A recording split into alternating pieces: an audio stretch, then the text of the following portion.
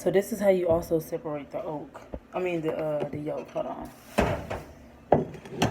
So got your egg. See how I'm letting the little yolk fall? Oh, almost broke it. See, that yolk is broke. So that's pretty much you. Dang. Hold on. Take two.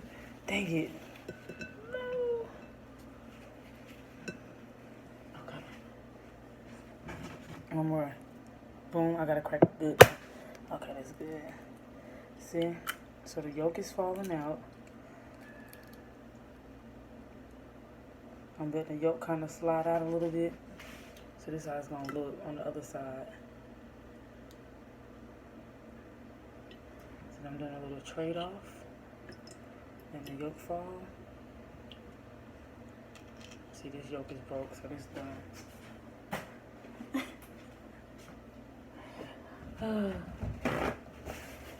And so what we have at the end is, I got the little shell in there. Get that shell out.